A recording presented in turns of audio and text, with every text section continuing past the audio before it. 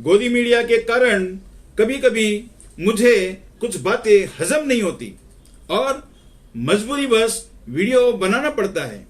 बात कुछ यूं है कि कुछ अच्छा हो रहा है तो गोदी मीडिया उसका सारा श्रेय मोदी जी को दे देती है, और अगर कुछ सही नहीं हो रहा है तो फिर उसकी असफलता का ठिकरा किसी और के सिर पर फोड़ दिया जाता है।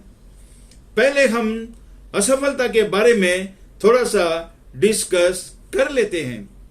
मसलन जब भी मोदी जी की कोई पॉलिसी या कोई प्लानिंग असफल या फेल होती है तो उसका सारा ठिकरा विपक्ष के सिर पर फोड़ दिया जाता है।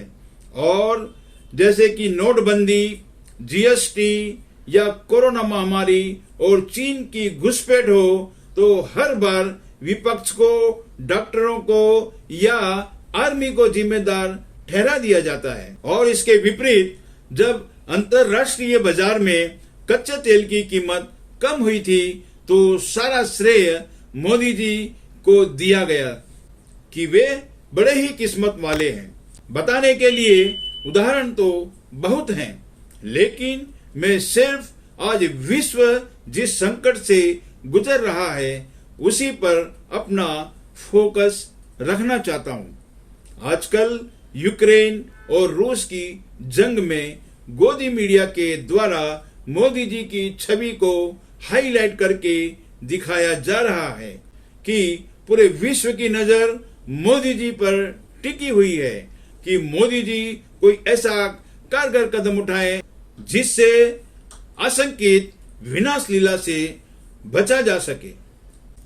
ऐसा कहने की बजाय गोदी मीडिया अगर यह कहती कि पूरे विश्व की नजर भारत देश पर टिकी हुई है तब मुझे यह वीडियो बनाने की आवश्यकता नहीं थी। यही गोदी मीडिया दूसरे देशों के बारे में बिल्कुल सही प्रोसीजर फॉलो करती है।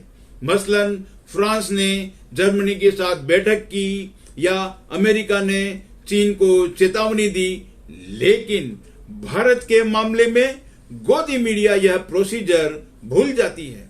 जैसे कि चीन ने मोदी जी को सलाह दी, वह भारत कहना भूल जाती है और सिर्फ मोदी जी का आलाप करती रहती है।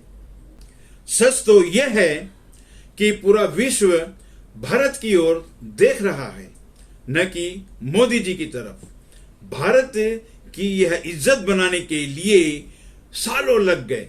उदाहरण के तौर पर भारत के विश्वव्यापी अच्छे और मजबूत संबंध सिर्फ मोदी राज के 7 सालों के परिणाम नहीं हैं, बल्कि इसके लिए सभी राजनीतिक पार्टियों और खासकर कांग्रेस और उसके नेताओं ने इसमें अहम भूमिका निभाई है।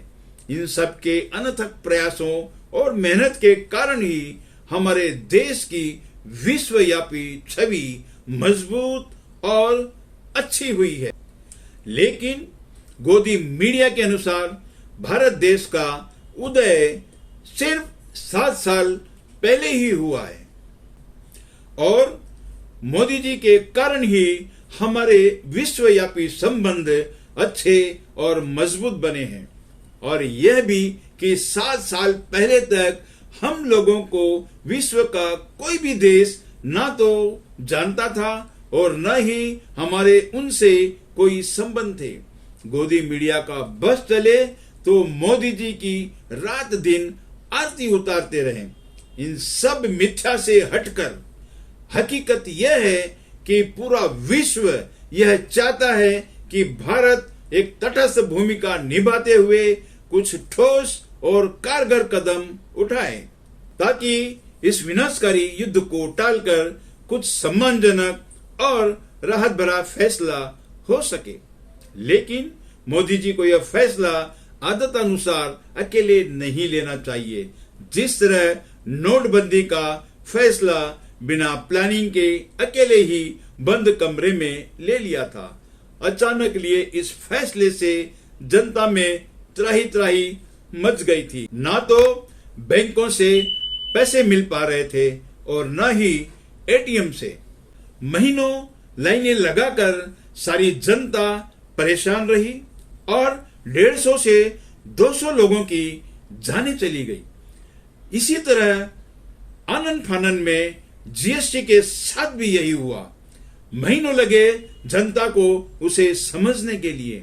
जीएसटी कानून में कितनी बार संशोधन करना पड़ा और लॉकडाउन का फैसला भी एकदम अचानक से लिया गया था।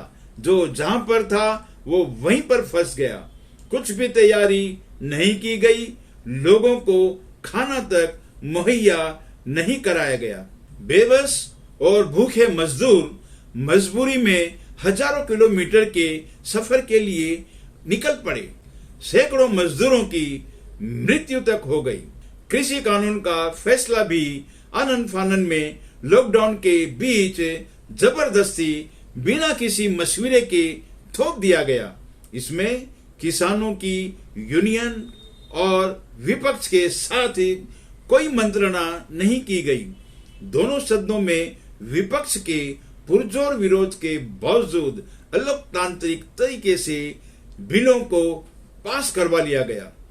यहां तक कि जब किसानों ने विरोध में धरना दिया, उनकी कोई सुनवाई नहीं की गई और सभी मौसमों में सर्दी हो, गर्मी हो या बारिश, मार झेलते हुए सैकड़ों किसानों की जानें चली गई। इस तरह से मोदी जी के इन कानूनों की मार गरीब और मजबूर जनता ने झेला और सैकड़ों जानें चली गई।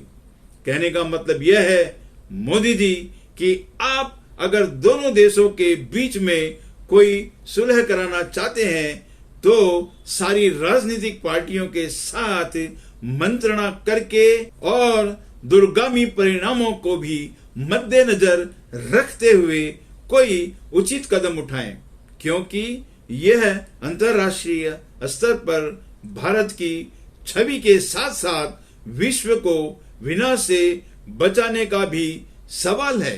क्योंकि इतिहास गवाह है कि जब जब किसी देश के शासक ने वक्त के अनुसार सही कदम नहीं उठाया तो आने वाले वक्त में यानी भविष्य में उस देश की जनता को तकलीफ उठानी पड़ी है। इसलिए इस वक्त ऐसा कोई भी कदम न उठाया जाए कि आने वाले वक्त में भारत के लिए कोई मुश्किल ना खड़ी हो जाए।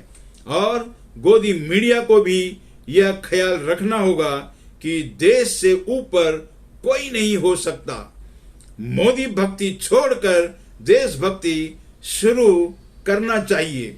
इसी के साथ मैं आप लोगों से विदा लेता हूं। जो लोग चैनल पर नए हैं प्लीज सब्सक्राइब कर लें, बेल आइकन के बटन को भी दबा लें ताकि मेरे नए वीडियोस की नोटिफिकेशन आप लोगों को मिलती रहे।